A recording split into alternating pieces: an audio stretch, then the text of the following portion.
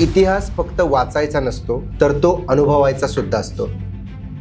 अफजल खानाच्या समोर येऊन ठाकाला, खान घाली झेप शिवाजीला धरण मारण्याला, जणू घालावी झेप पतंगानं प्रखर ज्योतीला, शरीरानं खान दे पाड शिवानी धाकाला. तुमची पिढी किंवा आत्ताची जी आमच्यासारखी तरुण पिढी आहे, जी पोवाडे गाते, आक्रमकता मोठ्या प्रमाणात दिसते स्टेज परफॉर्मन्ससाठी. आपली पारंपरिक वाद्य असली पाहिजे. म्हणजे आता जर मी पोवाडा गाणार असेल तर हातामध्ये डब पाहिजे, वाद्य म्हणून तुंतुणं पाहिजे, टाळ पाहिजे, ढोलकी पाहिजे. संभाजी महाराजांविषयी आणि तिथं गायलं कृपया आम्हाला ऐकायचं आहे, कारण की संभाजी महाराजांवरती ऐकायला भेटत नाही. धर्मवीर शंभू महाराज, शिवसूर्य तेज शिवाचे ओज, स्वराज्य रक्षुनीवर दिले. तर हे कडवं ऐकल्यावर हे नक्कीच प्रेक्षकांना असं वाटेल की हा पोवाडा आहे कुठे. ते प्रभावीपणे जर तुम्ही शब्द टाकले तरच त्या शब्दाला महत्व येतं. त्याला एक वजन असलं पाहिजे. आत्ताच्या भाषेत ग्रॅव्हिटी म्हणतो ती त्या शब्दाला असते ना. तरी ह्या गोष्टीला काही नाही आले आणि मला बीट.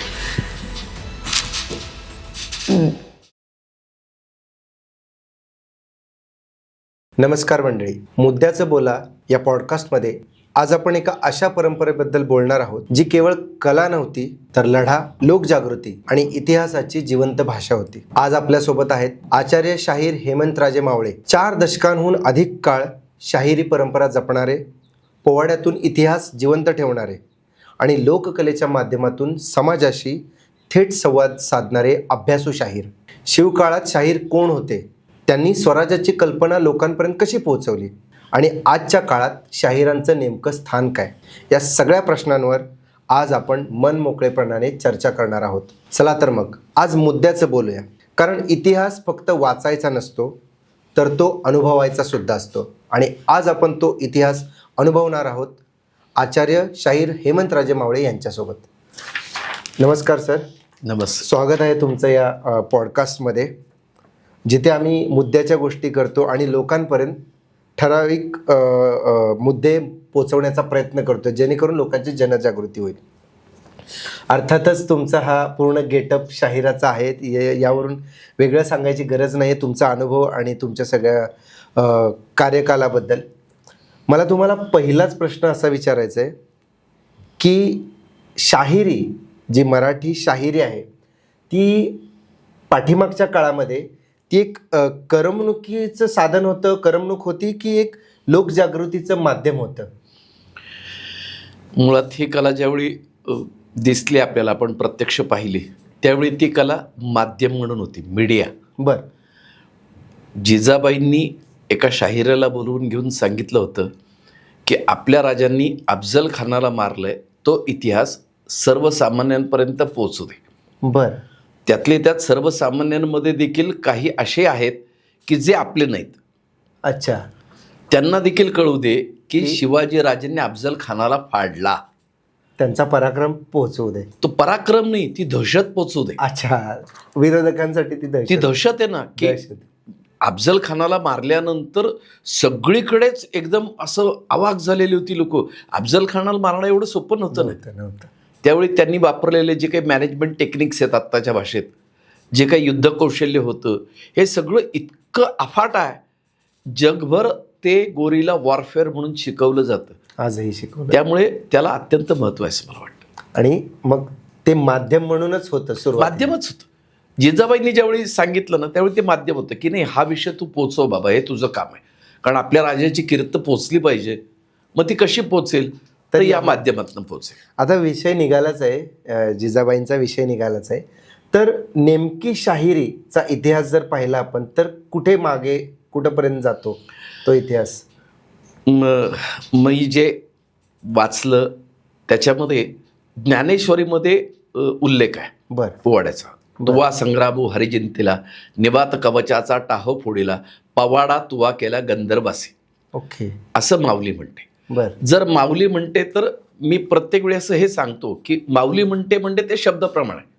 नक्कीच. माऊलीने म्हटलं की मराठी माणसाला मग त्याच्या पलीकडे जायची गरज पण नाही. त्यामुळे माऊलीने म्हटलं. पण त्याच्यात अडचण अशी की चक्षुर्वै सत्यम, आपण डोळ्यांनी पाहिलं तेच ऐकतो, मानतो. त्यामुळे त्यावेळेचा पोवाडा उपलब्ध नाही. अच्छा. मग जो उपलब्ध पोवाडा आहे तो अफजल खान वधाचा पहिला पोवाडा आपल्याकडे उपलब्ध आहे, आजही उपलब्ध आहे. तिथून पुढे पोवाड्या. मग तिथून पुढे आपण ते मान्य केले की बाबा तो पोवाड्याचा सुरुवात तिथे. खूप छान. अफजल खान वधाच्या सारखे असे अनेक प्रसंग आहेत शिवाजी महाराजांच्या काळात की ज्यांनी ते फार अद्वितीय असा पराक्रम केलेले आहेत. आज शिवजयंती म्हटली की प्रत्येक चौकामध्ये स्पीकरवरती पोवाडे गायले जातात. मग ते अलीकडच्या शाहिरांचे असतील, जुन्या शाहिरांचे असतील, सर्वांचे. मला हे जाणून घ्यायचं आहे की ज्यावेळेला छत्रपती शिवाजी महाराजांचा काळ होता, स्वराज्य निर्मितीचा काळ होता, त्यावेळेला अफजल खान वधाप्रमाणेच शाहिरांची नेमकी भूमिका स्वराज्यामध्ये काय होती? एक तर आत्ता जे मी उल्लेख केला ते शाहीर अज्ञानदास, पहिला शाहीर येतो आमचा. नाव काय? शाहीर अज्ञानदास किंवा आगिनदास असा त्याचा उल्लेख आहे. अच्छा, अज्ञानदास किंवा आगिनदास. आगिनदास असा उल्लेख आहे. बर तो शिवाजी महाराजांच्या पदरी मावळा आहे. बर तो मावळा आहे, तो लढतो आहे, पण मासाहेबांनी सांगितलं म्हणून तो पोवाडा घायला उभा राहिला. अच्छा. त्यामुळे मूळ जो आहे तो मावळाच आहे. मग अशी अनेक माणसं आहेत महाराजांच्या पदरी की ज्यांच्याकडे वेगवेगळ्या कला आहेत. आपण आता सगळीकडे वाचतो बहिर्जी नाईक सारखा माणूस हो की जो हेर खात्याचा प्रमुख आहे, पण त्यालाही म्हणे बऱ्याच कला अवगत होत्या ना. आजकालच्या आपण वेगवेगळ्या चित्रपटांमध्ये देखील बघतो की बहिर्जी नाईक म्हणलं की ते काही ना काहीतरी गमती जमती करतच असत. बरोबर. पण ह्या ज्या कला आहेत त्या कलांना त्या काळामध्ये खूप विशेष महत्त्व होतं. आणि खरंच तीच माध्यमं होती की राजाने प्रजेला सांगायचं आणि प्रजेकडनं परत राजाकडे यायचं. त्याला दुसरं माध्यम कोणा सांगणार? त्यावेळेला ती मीडियाच होती. तोच माध्यम आहे. चित्रपटांचा विषय निघाला. आता चित्रपटांमध्ये सांगितला जाणारा इतिहास आणि शाहिरांद्वारे जो काही इतिहास सांगितला जातो, वर्णन केला जातो, तुमच्या इतक्या वर्षांच्या अनुभवावरून तुम्ही कसं, म्हणजे कंपॅरिझन म्हणण्यापेक्षा कोणतं साधन तुम्हाला प्रभावी वाटतं जिथे इतिहास पोचतो सामान्य माणसाच्या मनापर्यंत? नाही म्हणजे उगीच पोवाडा आहे म्हणून मी त्याचं खूप कौतुक केलं पाहिजे असं बिलकुल नाही. चित्रपटासारखं माध्यम आहे ना, ह्याचा परिणामकारकता खूप आहे. बरं. म्हणजे मी नेहमी आत्ता आमचे चित्रपट निर्माण करणारे माझे एक मित्र आहेत, दिग्पाल लांजेकर. दिग्पाल लांजेकर हे माझ्या पोवाड्याच्या वर्गाला देखील येत होते. तर मी दिग्पाल लांजेकरांच्या मागे कायम आहे. म्हणजे आज या निमित्ताने देखील परत सांगतो की आमच्यासारख्या माणसानं कधीतरी चित्रपटात चांगला पोवाडा गाऊ द्या ना, कारण तो प्रभाव पडतो ना. एक ते मी शिवाजीराजे भोसले बोलतो काय तो सिनेमा होता, त्या सिनेमामधला एक पोवाडा हा आजही तोच पोवाडा मुलं गातात, कारण त्या माध्यमाचा प्रभाव आहे. बरोबर. त्यामुळे त्याचा प्रभाव पडतोच. फक्त शेवटी असं आहे ना की तुम्हाला मी वर्णन करून सांगितलं की अत्तराचा सुगंध असा छान असतो, काय सांगू तुम्हाला. मग हे अत्तर ते अत्तर, त्याच्यापेक्षा जर मी तुमच्या हातावर अत्तर लावलं आणि तुम्हाला सुगंध घ्यायला लावला, ते जे आहे की नाही अनुभव, ते अनुभव नसतं की नाही. म्हणजे मी सांगितलं पिस्ता आईस्क्रीम ना खूप छान लागतं, काय खाल्लं तर त्याची मजा येणार. तसं आमचा पोवाडा जर तुम्ही प्रत्यक्ष ऐकल्यानंतरची जी मजा आहे ना, ती काही आवर आहे. समोरासमोर म्हणजे ते समोर बघूनच ऐकलं पाहिजे. चित्रपटात आहे त्याचं काही हे नाही, म्हणजे त्याला विरोध नाही काही, पण तो छान आहे. पण जर तुम्हाला त्या गोष्टीची अनुभूती घ्यायची असेल, पोवाडा म्हणजे आम्ही म्हणतो ना, लोक म्हणतात की अरे पोवाडा ऐकला की अंगावर असे शहारे येतात. हे शहारे अनुभवायचे असतात. बरोबर आहे. ज्यावेळी तुम्ही अनुभवता ना त्यावेळी पोवाड्याची गंमत कळते आणि ती ताकद आहे बरं का शाहिराची. म्हणजे आम्ही म्हटलंय असं, शाहिरा गायसे गुणगान येऊ दे मुडद्याला अवसर. मुडद्याला वाट म्हणून उठून उभा राहायला पाहिजे. बरोबर. ही जी ताकद आहे ती पोवाड्यात आणि ती त्या शाहिरात असलीच पाहिजे. मग तो अंगावरती काटा येणार, अनुभवण्याचा प्रसंग आहे तो येणार आहे. अगदी तुमच्या एका त्या डरकाळीने आमच्या अंगावर सुद्धा काटा आणला आता. तर अर्थातच कुठेही पोवाडा सुरू झाला की मराठी माणसाचे कान अगदी त्या हरणासारखे जागे होतात आणि त्याचं लक्ष जाताना तो त्याला कधी साथ देतो ते समजत नाही त्याला. असे ही पोवाडे किंवा शाहिरांची कीर्ती आहे. आता इतिहासात पुन्हा एकदा मी जातो शाहिरांच्या बाबतीत. महाराजांच्या काळात जेव्हा मुघलांचे आक्रमण व्हायचे किंवा इतर गोष्टी घडायच्या, आता शिवजयंती येते, तर शिवजयंती म्हणजे शिवाजी महाराजांचा जेव्हा स्वराज्य निर्मितीचं स्वप्न सुरू होतं, पण ते इतकं मोठ्या प्रमाणात नव्हतं. आणि जरी म्हटलं तरी त्यापूर्वी अशी दळणवळणाची साधनं नव्हती. पोवाड्यां जसे ते अगिंदास होते त्यांचा एक लिमिटेड एरिया होता वगैरे वगैरे. तर त्यावेळेला ही जी कला आहे ती कशी पसरली असेल, म्हणजे इतर भागांमध्ये, इतर प्रांतांमध्ये? मूळ म्हणजे कसं आहे की ही पूर्वीच्या काळांमध्ये ह्या ज्या सगळ्या लोककला आहेत त्या मौखिक पद्धतीनेच होत्या. म्हणजे मी तुम्हाला शिकवायचं, तुम्ही पाठ करायचं आणि पुढच्याला शिकवायचं. बरोबर आहे. अशा पद्धतीने ती कला होती. त्यामुळे मग आमची जी कला आहे शाहिरी, ती कला चांगली आत्मसात केली गोंधळी समाजानं. बर. त्यांच्याबद्दलची कृतज्ञता या निमित्ताने व्यक्त करतो. कारण गोंधळी समाजानं ही परंपरा टिकवून ठेवली म्हणून ती आजपर्यंत राहिली. म्हणजे अज्ञानदासाचा पोवाडा का मिळू शकला तर गोंधळी समाजानं तो टिकवला म्हणून. बर. काय तर ही जी परंपरा अशी एकाकडनं दुसऱ्याकडे, दुसऱ्याकडनं तिसऱ्याकडे अशा पद्धतीनेच ती जात राहिली. आणि मग ज्यावेळी प्रिंटिंग विषय सुरू झाला तेव्हापासून ती छापील लिखित स्वरूपात आली आणि सगळ्यांच्यापर्यंत ती वेगवेगळ्या माध्यमातून पोहोचत गेली. तुम्ही आत्ता बोललात की ते मौखिक रूपाने गेलेलं आहे. म्हणजे तुम्ही मला सांगितलं, मी समोरच्याला सांगितलं. अर्थात त्याच्यात पाठांतराचा खूप मोठा विषय आहे. आणि पाठांतर पण असं की जे रट्टा मारून चालणार नाही. त्याच्यामध्ये भाव, त्याची जी एक्सप्रेशन्स आहेत त्या आल्या पाहिजेत आणि त्या पुढच्याला जाणवल्या पाहिजेत.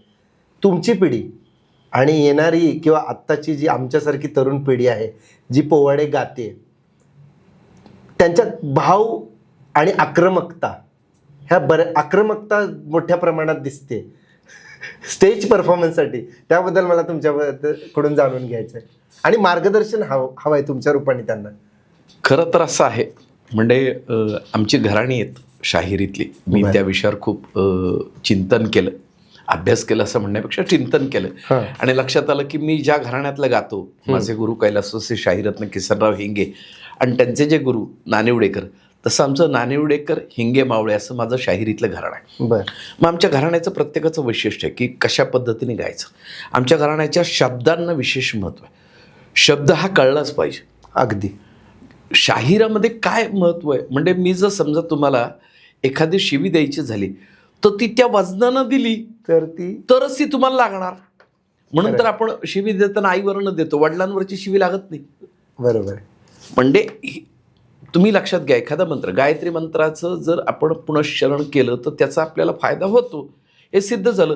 म्हणजे गायत्री मंत्र लावून जर समजा एखाद्या गायीची धार काढली तर तिची धार वाढते, असं आपण पाहिलं. असे हे अनेक उदाहरण आहेत आपल्या डोळ्यात. बरोबर आहे.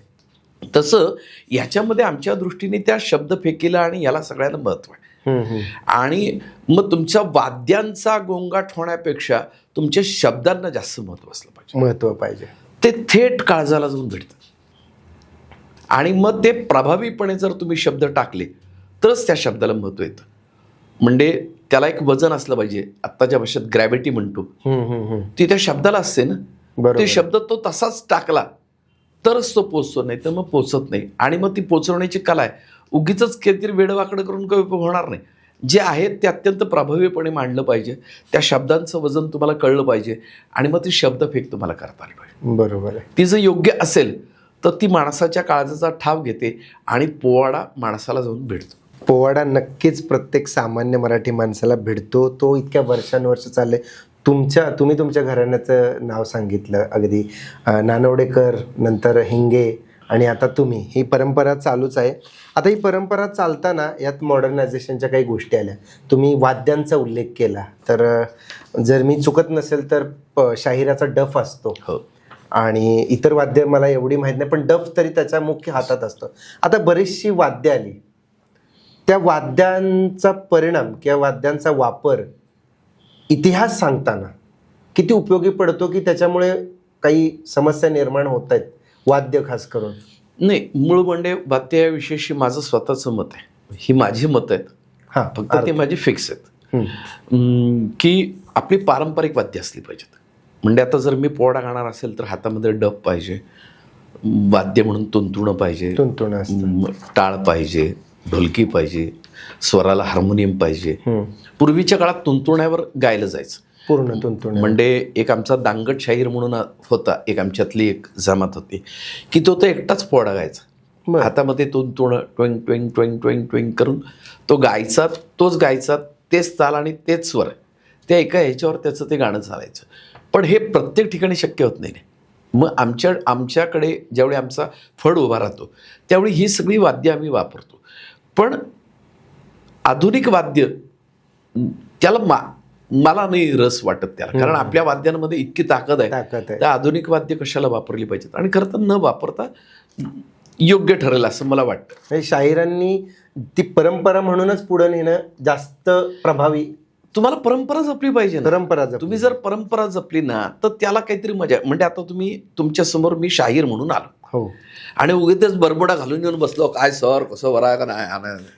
नाही, बरोबर आहे, ते दिसलं पाहिजे, त्यातून झालं पाहिजे. परंपरा ही तुमची, माझी केवळ परंपरा जपायची म्हणून ज्या वेळी घराच्या बाहेर पडेल त्यावेळी माझ्या डोक्यावर पगडी असते कायम. खूपच, कारण ही परंपरा आहे ना, ती जपली पाहिजे ना. मी कोणीतरी जपली पाहिजे. अवघड आहे बरं का, हो, हे सगळं असं कॅरी करणं हे अवघड आहे. पण तरी आमच्या डोक्यावर काय माझी पगडी असते. परंपरा हे जपलं पाहिजे. हे जर आम्ही जर जपलं नाही तर पुढच्या पिढीला ते कळणार नाही कळणार. अगदी पुढच्या पिढीपर्यंत हा वारसा पोहोचला पाहिजे, ती परंपरा पोहोचली पाहिजे. तुम्ही शिवाजी महाराजांच्या काळातील अफजल खानाच्या पोवाड्यापासून सुरुवात झाली आणि त्याचा आहे उल्लेख तुमच्याकडे. असे आणखी कोणते प्रसंग, जसं की आग्र्याहून सुटका असेल किंवा पुरंदरचा तह असेल, बरेचसे प्रसंग आहेत. आज असे उठावदार आणखी कुठले पोवाडे नाही. शिवकालामध्ये नाही पोवाडे एवढे, 6-7 पोवाडे उपलब्ध आहेत. बरं, जास्त पोवाडे उपलब्ध नाही. काय कसं झालं सांगतो ना, की आम्हाला आमच्या परंपरेचं महत्त्वच कळलं नाही. मग त्याच्यापेक्षा पेशवाईच्या काळात 150 पोवाडे संपत.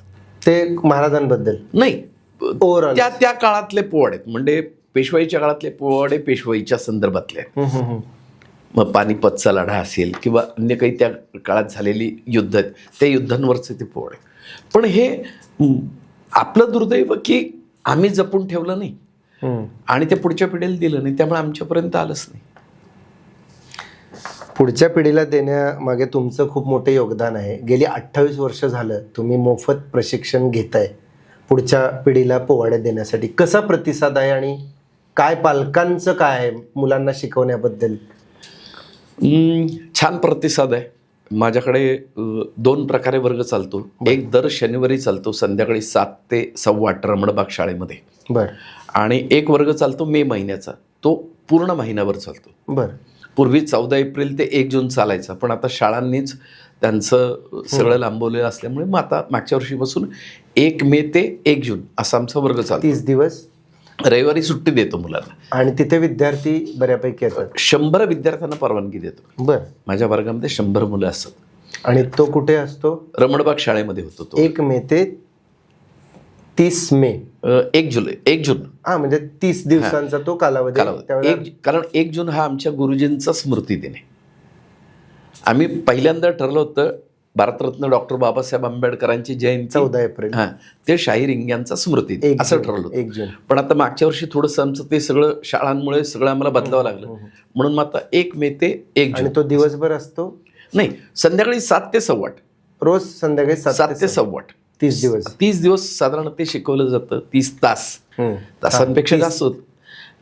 तास गृहीत धरून आपण जरी केलं किंवा 30 तासांपेक्षा जास्त आपण त्यांना प्रशिक्षण देतो. ते मोफत असतं. आणि ते मोफत देतो. मोफत असतं. आणि तुम्ही जे म्हटलात त्याला फक्त याच्यासाठी ॲडमिशनला माझ्याकडे लाईन असतं.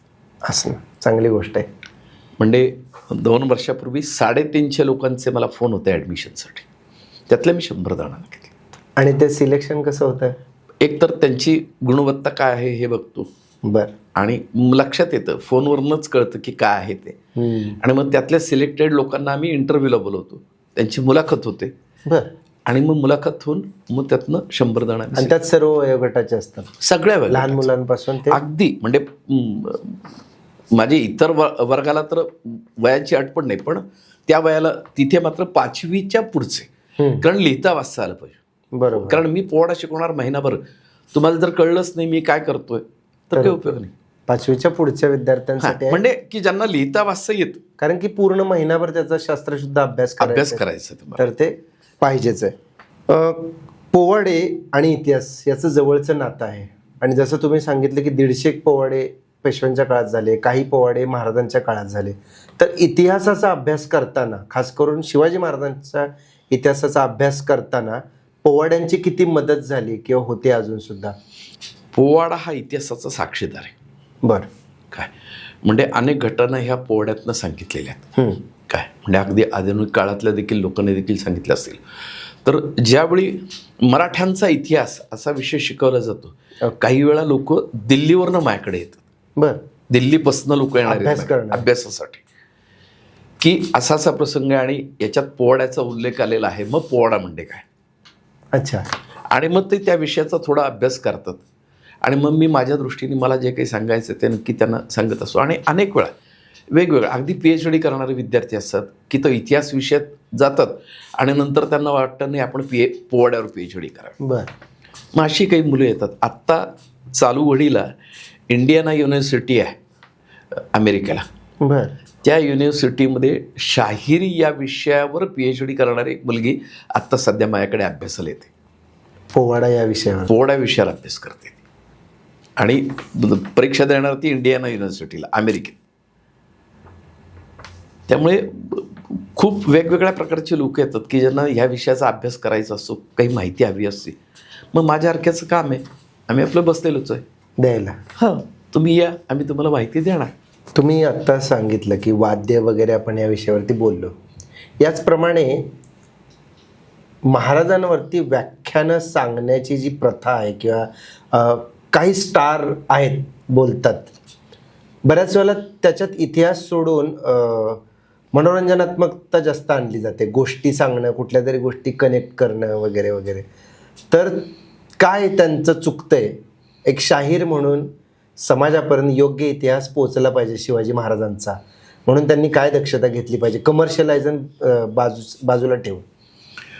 नाही, मूळ म्हणजे एखादी कथा सांगत असताना त्या कथेला रंजकता आणण्यासाठी काही गोष्टी करणं हे योग्य आहे, गरजेचं आहे. काय ती रंजकता शेवटी समोर जर समजा तुम्ही 1 तासभर काही करणार असाल तर त्या माणसाचं तुमच्यावर लक्ष राहणं गरजेचं हे गरजेचं आहे. पण हे गरज पूर्तता करत असताना उगीच उपकथानक त्याला जोडत जाणं हे योग्य जोडतात. बरोबर आहे. म्हणजे जर समजा तुम्हाला महाराजांचा इतिहास सांगायचा असेल तर तोच इतिहास प्रामाणिकपणे अभ्यास करून सांगण्याची शैली. बरोबर. म्हणजे उदाहरण द्यायचं आलं तर शिवशाहीर बाबासाहेब पुरंदरे त्यांची व्याख्यानाची एक वेगळी पद्धत होती. तेच प्राचार्य शिवाजीराव भोसले यांची व्याख्यानाची पद्धत वेगळी होती. या प्रत्येकाचं एक लहेजा आहे ना. बरोबर आहे. म्हणजे जर शिवाजीराव भोसलेंनी सुरू केलं तर ते त्यांचे किमान एक 50, 60, 70 शब्दांचं एक वाक्य, पल्लेदार लांबच्या लांब वाक्य. पण ते लोकांना पटलं ना. त्यांनी त्या विषयाशी विसंगत काही सांगितलं नाही. हां, विषय सोडून काही सांगितलं नाही. ही तुमची पद्धत आहे. तुमची पद्धत तुम्ही डेव्हलप करा, बिघडत काहीच नाही. पण असं अनेक लोक आहेत की ज्यांची स्वतःची पद्धती त्यांनी आणली. पण इतिहासामध्ये चुकीची माहिती देणं हे मात्र ते चुकीचं. तुमच्या फायद्यासाठी चुकीचा इतिहास सांगणं बिलकुल चुकीचं आहे. बिलकुल चुकीचं. त्याने तुमचा फायदा होईल, पण समोरच्या समाजाला जो अभ्यासू नाहीये त्याच्यापर्यंत चुकीचा मेसेज जाईल आणि मग तो त्या पद्धतीने विसंगत वागत जाईल. आणि तोच इतिहास आहे असं समजून तो मग ते त्याच्यामुळे खरं तर ह्या चुकीच्या गोष्टींमुळे समाजामधलं इतकी फाटाफूट होत चालली. समाज एकसंध राहणं आणि ही जी गरज आहे ती आता इतकं वेगवेगळ्या गोष्टी होतात, विचित्रपणा येतो. तुम्ही कुठल्या जातीचे, मी कुठल्या पंथाचा, मी हे का, मी ते का, मी ते का, याच्यातच आमचे वाद लागत राहतात. बरोबर. शिवाजी महाराज हे आमचे राष्ट्रीय पुरुष आहेत. बरोबर आहे. शिवाजी महाराजांच्या विषयी बोलताना, त्यांच्याविषयीची काही स्टेटमेंट देताना तुम्ही अत्यंत काळजीपूर्वकच केलं पाहिजे. ते जर तुम्ही तसं नाही केलं तर मग त्याचा शेवटी तुम्ही म्हणून आता मी ज्यावेळी तुमच्यासमोर बसलोय त्यावेळी तुम्हाला काहीतरी वाटत असेल ना की अरे नाही, समाजात त्यांना मानणारा वर्ग आहे किंवा ओळखणारा वर्ग आहे तर त्यांच्यासमोर मग आपण जर समजा एखाद्या फ्रेममध्ये आहोत, बरोबर आहे, तर तशा पद्धतीने आपण वागलं पाहिजे. मग ते कोणी असो, कुठलाही कलावंत असो, नाट्य कलावंत असो, चित्रपट कलावंत असो, व्याख्याता असो, शाहीर असो, कीर्तनकार असो, सगळ्यांना ते एकच. सगळ्यांना ते लागू होतं. जेव्हा तुम्ही एखाद्या महापुरुषाबद्दल बोलता त्यावेळेला तुमची ती जबाबदारी असते की पुढचा समाज तुम्हाला ऐकतोय आणि त्याच्यापर्यंत जर चुकीचा एखादा मेसेज गेला तर तो पुढच्या कितीतरी पिढ्यांपर्यंत हो, तसंच जातो. तो चुकीचा जातो आणि तसाच होतो. तुम्ही उल्लेख केला की छत्रपती शिवाजी महाराज आपले राष्ट्रीय पुरुष आहेत. आता राष्ट्रीय पुरुष येतो त्यावेळेला त्यांच्या खाली किंवा त्यांना मानणारे सर्व जाती धर्माचे लोक येतात. पण काळानुरूप किंवा प्रसंग म्हणून काही गोष्टी एक पोवाडाकार म्हणून तुम्हाला नाईलाज असतो त्यात उल्लेख करावा लागतो आणि लोकांच्या भावना दुखावतात, कारण त्यांचा उद्देशच असतो की समाजात दुफळी माजवायची. कसं फेस करता तुम्ही ह्या गोष्टींना, ज्या वेळेला खास करून शिवाजी महाराज आणि मुघल म्हटलं की तो प्रखर एक संघर्ष आहे, ह्या इतर समाजकंटकांना तुम्ही कसं फेस करता ज्यावेळेला तुम्हाला विरोध होत असेल? नाही, विरोध तर वेगवेगळ्या ठिकाणी कायम होत राहिलाय. म्हणजे फक्त आता त्या विषयाची मी एका चर्चा करू शकत नाही, कारण मग लोकांना तो परत तोच विषय येईल आणि त्याच्यावर परत चर्चा करत बसेल. बरोबर. पण समजा आता मी तुम्हाला पोवाडा सांगितला, पोवाड्यातनं काही इतिहास सांगितला, तर मी म्हणत नाही की आमचा लिहिलेला 100% इतिहास बरोबरच आहे असं मी नाही म्हणणार. पण आम्ही त्यातल्या काही बाजू मांडत असतो ना तुमच्यासमोर, त्यात तुम्ही कशा समजून घ्यायच्या तुमच्यावर अवलंबून आहे. बरोबर आहे. मी सांगितलेलं आहे, तुम्हाला ते समजून घेतलं पाहिजे. बरं, तुम्ही कितीही काही म्हटलं तरी आमच्या काही गोष्टी एकदम पक्क्या आहेत. राईट. शिवाजी शिवाजी महाराजांच्या बाबतीत त्यांच्या आयुष्यामध्ये ते सगळ्यांच्या विषयी सहिष्णू आहेत. हो, सगळ्यांच्या विषयी ते सहिष्णू आहेत. पण उगीचच्या उगीच शिवाजी महाराज मुस्लिमांवर अतिप्रेम होतं असं दाखवणे सोयीस्कर नाही. ते पण चुकीचं आहे. कारण जे मुस्लिम आले ते आपल्यावर राज्य करण्यासाठी आले होते. अगदी योग्य. ते आपल्याला त्यांनी काय आपल्याला मांडीवर नाही बसवलेलं, आपल्यावर राज्य करण्यासाठी आले. आक्रमक आहेत ते. आक्रमकांचं कौतुक करायचं काय कारण आहे? बरोबर आहे. आमचे गुरुजी म्हणतात, काळाच्या जबड्यात घालून हात मोजी ते दात जात ही आमची, पाच चाळून पाने आमच्या इतिहासाची. क्या बात. दुष्ट हेतूने आला जरी कुणी गिळण्या हिंदुस्थान, दुष्ट हेतूने आला जरी कुणी गिळण्या हिंदुस्थान, तुम्हालाच तो गिळेल तुमचे बनेल कब्रस्तान, फक्त शत्रूचे मढे गाडण्यात जमीन मिळते आमची, पाच चाळून पाने आमच्या इतिहासाची. क्या बात.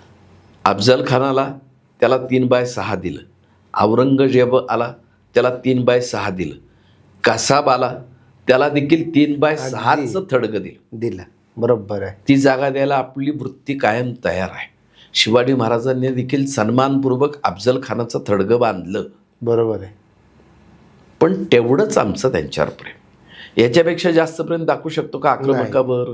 तो आक्रमक आहे ना. आक्रमक म्हणूनच पाहिलं पाहिजे त्याला. आपण त्याला कसं स्वीकारू शकतो? काय कारण आहे आपल्याला स्वीकारायचं? अगदीच नाहीच आहे. त्यामुळे जे आहे, जिथे जे पद्धतीने मांडायचं ते तसंच मांडलं गेलं पाहिजे अशी माझी पण धारणा. नक्कीच नक्कीच. ज्याला त्याची जागा दाखवून दिली पाहिजे. हो. तू प्रेम दिलंस, आम्ही प्रेम देऊ. तू आक्रमक झालास तर आम्ही आणखी आक्रमक होऊ आणि तुझा बंदोबस्त करू. मी सुरुवातीला एक वाक्य वापरलं होतं. ज्यावेळी पोवाड्याची निर्मिती झाली त्यावेळी जिजाबाईंनी काय सांगितलं होतं की आपल्यातलेही शत्रू आपले देखील आहेत की जे आपले नाही आहेत. बरोबर आहे. अफजल खानाला जाऊन मिळले का? हो हो हो हो बरोबर. जावळीच्या मोऱ्यांनी काय केलं? अफजल खानाला जाऊन मिळले ना. मग असे जे आहेत ना त्या सगळ्यांच्या विरोधात आम्ही आहोत. त्यांना दहशत बसली पाहिजे. बसलीच पाहिजे ना. आणि म्हणून पोवाडा. हा, तेवढ्यासाठीच पोवाडा आहे ना. आजही शिवाजी महाराजांचं नाव घेऊन आपण का गातो आहोत? आपल्याकडे प्रेरणा देणारा हा मंत्र आहे. यशवंतराव चव्हाण ज्यावेळी बॉर्डरवर गेले होते संरक्षण मंत्री असताना त्यांनी एकच घोषणा दिली, छत्रपती शिवाजी महाराज की जय. हे मराठ्यांचा नाही, देशाच्या सगळ्यांच्या अभिमानाचा विषय. मी देशभर फिरतो, कुठेही गेलं तरी मला लोक म्हणतात, अरे आपने पगड़ी पहनी है, आप शिवाजी महाराज के मुल्क के हैं, महाराष्ट्र से है. क्या बात. केवढा आदर आहे. म्हणजे याच्यापेक्षा आणखीन का पाहिजे तुम्हाला? खूपच. हे महाराजांचं काम आहे, लक्षात घ्या. नक्कीच. महाराष्ट्रांचं काम, छत्रपती शिवाजी महाराजांचं काम तर हे युगानुयुगे आपल्या स्मरणात राहील आणि पोवाडा गाऊन पूर्ण शाहीर समाज हे पुढे येत आहे. खूपच छान गोष्ट आहे. मला एखादा असा प्रसंग तुमच्या आयुष्यातला जाणून घ्यायचा आहे एवढ्या कारकिर्दीत, की तुम्ही पोवाडा करताना किंवा केल्यावर तो प्रसंग, अर्थातच प्रत्येकाला तो अनुभव येतो, पण असा एखादा प्रसंग की जिथे ती व्यक्ती किंवा तो तिथल्या तिथे रिॲक्शन आलेले आहेत किंवा तुम्हाला सुद्धा त्या भावलेले आहेत असं? माझ्या आयुष्यातली एक चांगली घटना आवर्जून सांगतो या निमित्ताने. आमचा कलारंजन म्हणून एक ग्रुप होता, सगळी तरुण कलावंत मंडळी होती. कधीची गोष्ट आहे अंदाजे? तरी ह्या गोष्टीला 30 वर्ष होऊन गेली. बरं. कलारंजन म्हणून असं आम्ही त्याच्यामध्ये मी पोवाडा गायचो आणि अफजल खान वधाचा पोवाडा माझं सादरीकरण व्हायचं. आम्ही तो सगळा पोवाडा सादर केला आणि भरतनाट्य मंदिराच्या बाहेर आलो.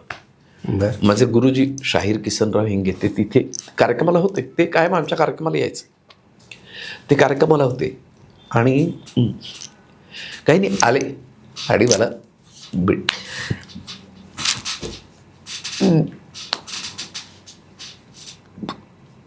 मिठी मारली आणि एकच वाक्य वापरलं, म्हणले आज मी मरायला देखील तयार आहे की मी माझ्यासारखा कोणीतरी तयार केलं.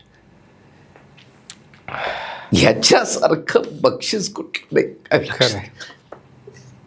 नाही याच्यापेक्षा म्हणजे मला उद्या पद्मश्री दिली तरी त्याच्यापेक्षा ही जी शाबासकी मला मिळाली ना माझ्या आयुष्यात मिळाली ती खूप मोठी. गुरुकडून मिळालेली शाबासकी एवढी मोठी. म्हणजे गुरुनी असं म्हणावं की आता बास माझं काम संपलं. ही गुरुची जी पोच पावते किंवा गुरुनी दिलेली शाबासकी भल्या भल्यांना मिळत नाही. आणि खरंच खूप आम्ही सुद्धा भाग्यवान आहोत की आज आम्ही तुमच्याशी बोलतोय आणि तुम्ही हे प्रसंग आमच्याशी शेअर करताय, आमच्या प्रेक्षकांशी शेअर करताय. तुम्ही एवढा प्रसंग सांगितला, गुरुजींनी तुमचं कौतुक केलं वगैरे, आम्हाला तो मोह आवरत नाही आहे. आम्हाला 2 ओळी ऐकायला आवडतील तुमच्याकडून, जर काहीच झालं तर या पॉडकास्टमध्ये शक्य असल्यास. शिवचरित्रातलाच सुद्धा प्रसंग आहे तो. अफझल खानाच्या समोर येऊन ठाकला, खान घाली झेप शिवाजीला धरण मारण्याला, जणू घालावी झेप पतंगान प्रखर ज्योतीला, शरीरान खान दे पाड शिवानी धाकला, धरण मुडक राजाचं बगले दाबू लागला, धरण मुडक शिवाजीचं बगले चिरडू लागला, शिवाजीच्या परगडीत कट्यार बोक्सू लागला. पण त्याच्या बाचं बारसं होता शिवाजी वीर ठेवलेला. डी डी डी चिलखत मजबूत अंगाला, चिलखत मजबूत अंगाला, कट्यारीनं तगरही केला. खर खर खर आवाज वरच्यावर झाला, शिवराय मनी तोषाला, शुभ शकून खाननेच केला. आता करूया म्हणे डावाशी डाव आपला. डी डी डी वाघनखे भुकसून खानाचा कोथळा फाडला, आतड्याचा गोळा पोटातून बाहेर काढला. खान लवा लवा बोलाला, दगा दगा दगा दगा दगा ओरडू लागला, तौबा तौबा तौबा बोलाला. सय्यद बंड्या मागणं धावला, शिवाजीच्या शिरावर पट्टा त्यानं उगाराला. हा हा म्हणता जीवा महाला अडबा त्याला भिडाला, पट्ट्याचा वार त्यानं वरच्यावरती तोडला. होता जीवा म्हणून वाचला शिवा, होता जीवा म्हणून किंवा शिवा वाचला आपला. डी डी डी वाचला आपला. डी. खूप छान. म्हणजे तो इतिहास जसाच्या तसा डोळ्यासमोर ठेवणारे शब्द ऐकून मन एकदम पुन्हा इतिहासात गेलं.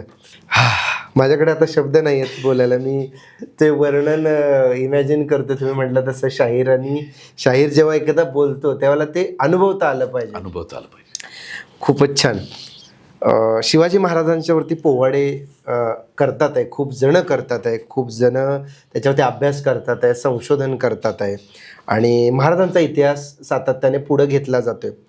पण एक वेगळा प्रश्न मला सांगायचा आहे की कदाचित तो मजबुरी असेल किंवा मूळ शाहीर आणि आत्ता जे शाहिरी करतात असं वेगळं पण असू शकतं. कदाचित मी चुकीचं आहे की आपल्या भावना किंवा सत्य न सांगता केवळ लोकांचं मनोरंजन करतात का शाहीर?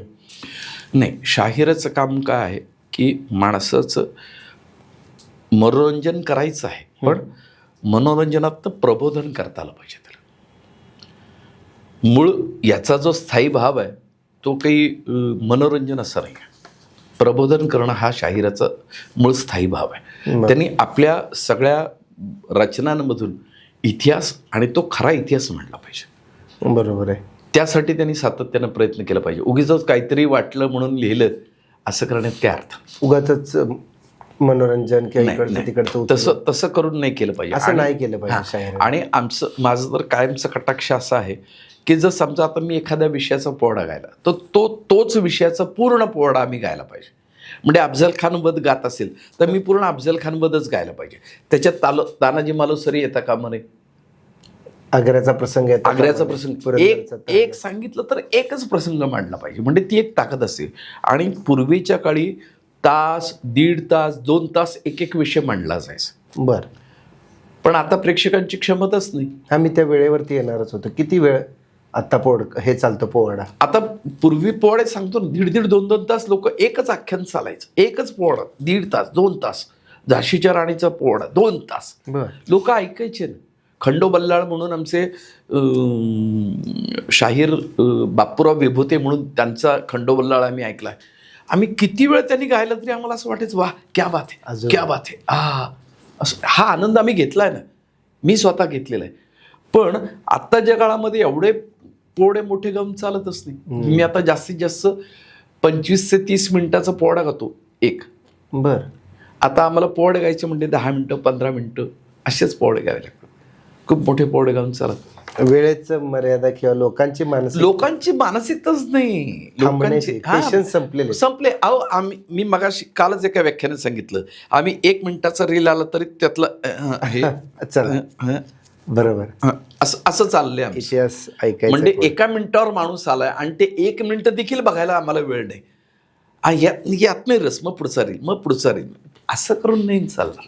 ही एक समजून घेण्याची परंपरा आहे किंवा समजून घेण्याची प्रक्रिया आहे. लोकांनी वेळ दिला पाहिजे. पोवाडा ऐकायचा असेल तर तुमच्याकडे पेशन्स पाहिजे.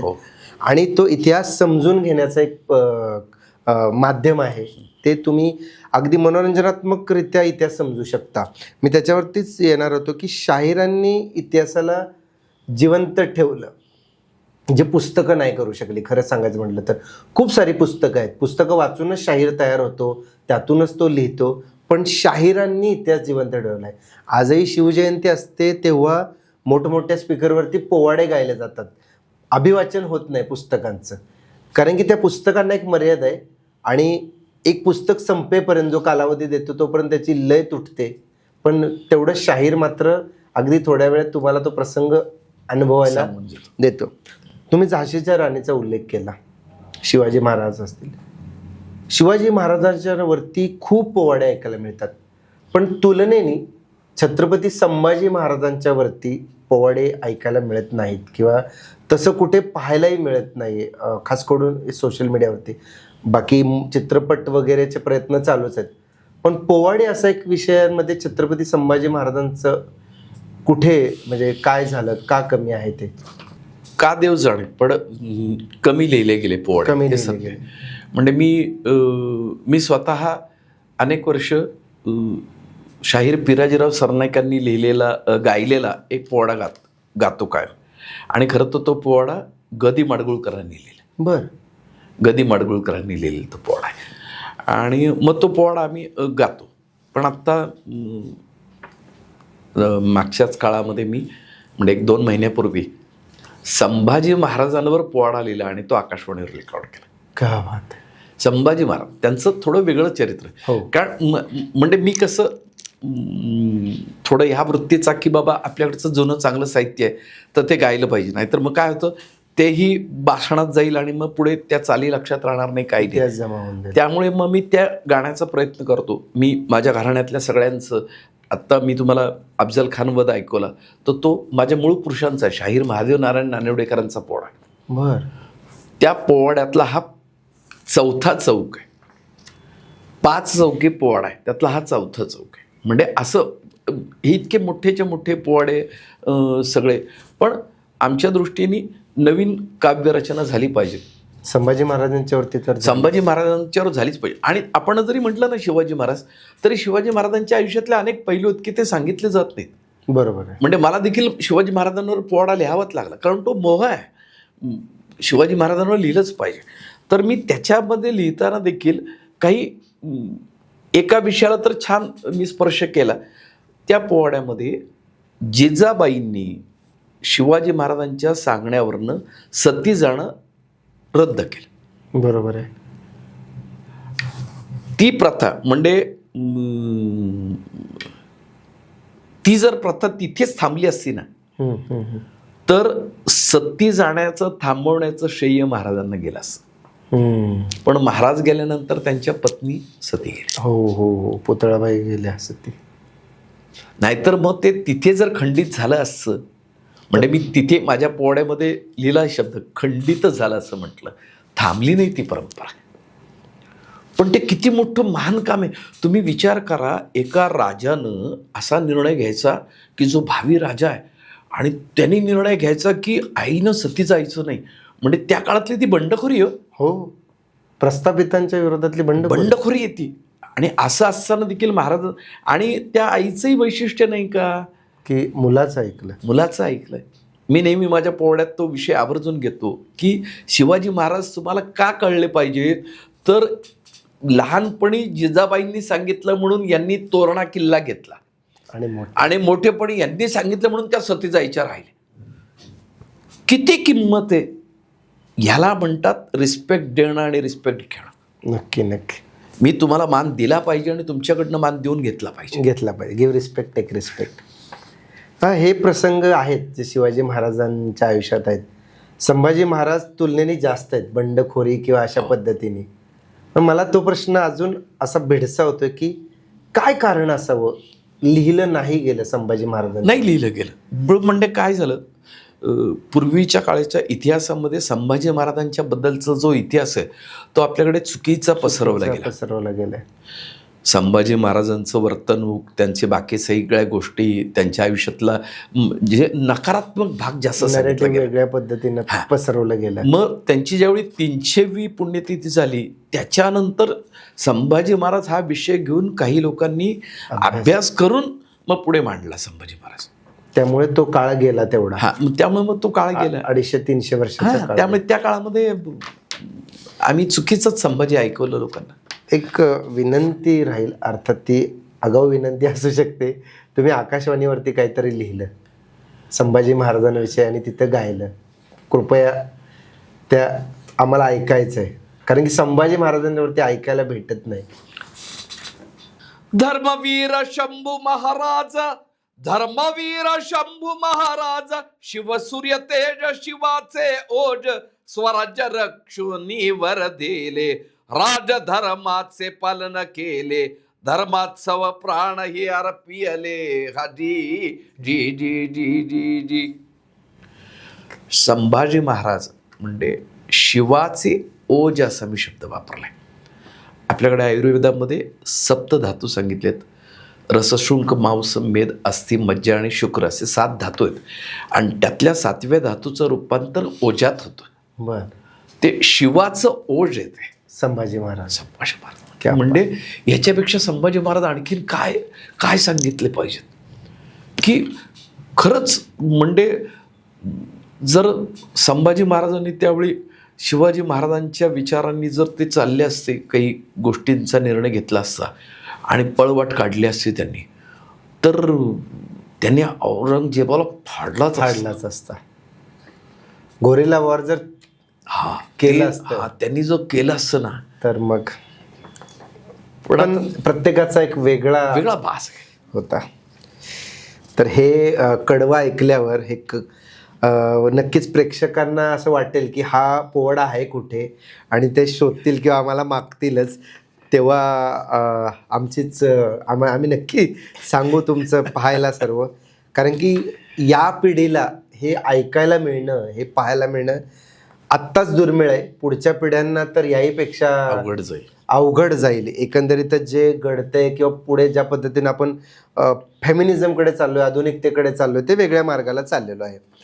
पुढच्या पिढीला मिळण्याविषयीचा हा विषय. आपण पॉडकास्टच्या शेवटच्या टप्प्यात आहोत.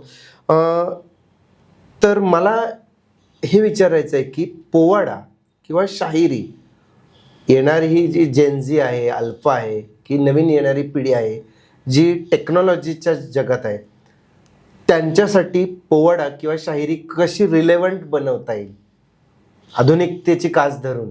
शिवाजी महाराज हे असे आहेत म्हणजे एक अजब रसायन आहे. शिवाजी महाराजांच्या आयुष्यात म्हणजे त्यांच्या जडणघडणीमध्ये अनेक पैलू आहेत.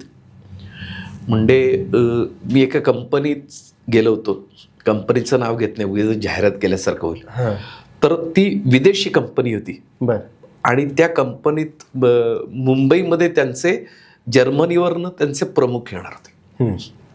आणि त्या प्रमुखांच्या पुढे त्या लोकांची इच्छा होती की महाराष्ट्राची संस्कृती दाखवायची म्हणून पोवाडा ऐकवायचा. बरं. ते आलेले गृहस्थ जर्मन, त्यांच्यासाठी 2 बाजूला 2 दुभाषी बसवले गेले आणि मी त्यांच्यासमोर पोवाडा सादर केला. ॲक्च्युली त्यावेळी त्यांचं जेवण होतं, म्हणजे त्या बैठकीतला शेवटचा टप्पा होता, जेवण होतं. त्यावेळी जेवता जेवता त्यांना ते ऐकवायचं आहे. म्हटलं बरं ठीक आहे, म्हटलं जर वेगळ्या पद्धतीने असेल तर. आणि मी ज्यावेळी पोवाडा सांगायला सुरुवात केलं त्यावेळी त्या गृहस्थांनी 1 तासभर इकडे तिकडे देखील बघितलं नाही. ते फक्त शेजारची लोक सांगत होते त्यांना हे काय ते काय ते काय. आणि मी ज्यावेळी अफजल खान वध सांगत होतो त्यावेळी मी त्यांना सांगत होतो की शिवाजी महाराजांचं हे जे टेक्निक आहे युद्धाचं, गनिमी काबा, गोरिला वॉरफेअर, ते कशा पद्धतीने वापरलं जातं. मग महाराजांनी नेतृत्व कसं केलं, सर्वसामान्य मावळे त्यांच्याबरोबर होते, कोणी लढवय्ये होते असं काही नाही. छोट्या छोट्या माणसांमधनं त्यांनी मोठी माणसं घडवली, हे कसं करत होते. आणि हे सगळं मी त्यांच्या कंपनीत, तुम्ही आत्ता कसे आहात, तुम्ही बॉस आहात, तुम्ही या सगळ्यांना घेऊन चाललेला आहात, तुम्ही त्यांना ते सगळं समजून सांगतात. हे खूप वर्षांपूर्वी महाराजांनी आम्हाला आदर्श घालून दिलेला आहे. बरोबर. त्या गृहस्थाला एवढं ते आवडलं की सगळं संपल्यानंतर तो म्हणले पहिल्यांदा मला तुमच्यावर फोटो घ्यायचा. पहिल्यांदा त्यांनी काय केलं, आणि त्यांचे जे कंपनीतले लोक त्यांनी देखील त्या माणसाला समोर बसताना फेटा बांधून बसवला होता. त्यामुळे ते असे जे बसले ते त्यांनी इकडे तिकडे फेटा बांधलेला म्हटलं असे खुश झाले ते. म्हणजे शेवटी जर परदेशी माणसाला देखील आपली कला जर प्रभाव टाकू शकत असेल तर पुढच्या पिढीला ते टाकणारच आहे. ती येणारच आहे. म्हणजे पराक्रम आणि पुरुषार्थाशिवाय तुम्ही पुढे जाऊ शकतच नाही. आणि तो पुढच्या पिढ्यांमध्ये येईलच. येणारच. हो, तो रक्तात आहे आपल्याला. 150 वर्ष इंग्रजांनी राज्य करून तो गेला नाही. तर आता येणारी टेक्नॉलॉजी किंवा किती जरी फेमिनिझम, अगदी योग्य मुद्दा आहे हा की जे एवढं ज्यांच्या राज्यात सूर्य मावळत नव्हता, एवढं मोठं परकीय आक्रमण येऊन सुद्धा आपला इतिहास, आपली शाहिरी, आपली परंपरा नष्ट नाही झाली. म्हणायला काही काळापुरती ती दुर्लक्षित झाली, पण तरी सुद्धा पुन्हा एकदा हा इतिहास, महाराजांचा इतिहास पुढच्या पिढीपर्यंत नक्की पोहोचेल. त्याचं स्वरूप वेगळं असेल, पण तो पोहोचेल. तो थांबवू शकत नाही. कारण शिवाजी महाराज असतील, संभाजी महाराज असतील किंवा एकंदरीत आपला इतिहास जो आहे तो अनादी अनंत काळापर्यंत राहील. जोपर्यंत चंद्र सूर्य या पृथ्वीवर दिसतात आहे तोपर्यंत तो इतिहास अनंत काळ राहील. आज इथे आम्हाला तुम्ही वेळ दिलात आणि खरं तर हा पॉडकास्ट संपायलाच नाही पाहिजे. पण जसं तुम्ही सांगितलं की आज लोकांची मानसिकता आणि ज्या पद्धतीने लोकांच्याकडे वेळेचं बंधन आहे त्यामुळे आजची चर्चा आम्ही इथंच थांबवत आहे. तुम्हाला जर वाटत असेल की या पॉडकास्टचा दुसरा भाग यावा तर तुम्ही नक्की कमेंट करून सांगा. आणि आम्ही जरी इथं थांबत असलो तरी शाहिरीचा आवाज इथे थांबत नाही. तो वर्षानुवर्ष चालत आला आहे, पुढची वर्षानुवर्ष तो चालूच राहील. कारण की पोवाडे, गाणी, शब्द आणि सूर यांच्या माध्यमातूनच इतिहास सामान्य माणसांच्या मनात आजपर्यंत जिवंत राहिला आहे असं म्हणायला काही हरकत नाही. आचार्य शाहीर हेमंतराजे मावळे यांच्या अनुभवातून आज हे स्पष्ट झालं आहे की शाहिरी ही केवळ एक कला नाही आहे, ती समाजाची स्मृती आहे आणि स्वाभिमानाची भाषा आहे, ज्यातून समाजाला आरसा दिसतो की तो कोणत्या परंपरेतून आला आहे, कोणत्या संस्कारातून आलेला आहे. जर आजच्या चर्चेमुळे तुम्हाला इतिहास वेगळ्या नजरेने पाहायला भाग पाडला असेल तर हा पॉडकास्ट यशस्वी झाला असंच आम्ही समजतो. कारण परंपरा टिकते ती अशा संवादांमधूनच आणि अशा पोवाड्यांमधूनच. तुम्हाला जर हा पॉडकास्ट आवडला असेल तर नक्की सर्वांना शेअर करा. आणि आम्ही नक्कीच पुन्हा एकदा आचार्य हेमंतराजे मावळे यांना पॉडकास्टवरती बोलवण्याचा प्रयत्न करू. तुम्ही आम्हाला वेळ दिलात त्याबद्दल पुन्हा एकदा आमच्या टीमतर्फे तुमचे खूप खूप धन्यवाद. या निमित्ताने फक्त मी माझ्या भाषेत एवढंच म्हणेल, शारदेच्या भव्य दरबारी, शारदेच्या भव्य दरबारी, बडे अधिकारी तुम्ही मान करी, दारातून शाहीर करी मुजरा, मुशाहिरा नको मला दुसरा, येऊ द्या मला ही दरबारा. हा D D D D D D. पुन्हा केव्हाही पॉडकास्टच्या निमित्ताने बोलवा, मी नक्की येईल. नक्की. आपल्या सगळ्यांना मनापासून कृतज्ञता व्यक्त करतो. खूप खूप धन्यवाद. जय हिंद, जय महाराष्ट्र. जय हिंद, जय महाराष्ट्र. धन्यवाद.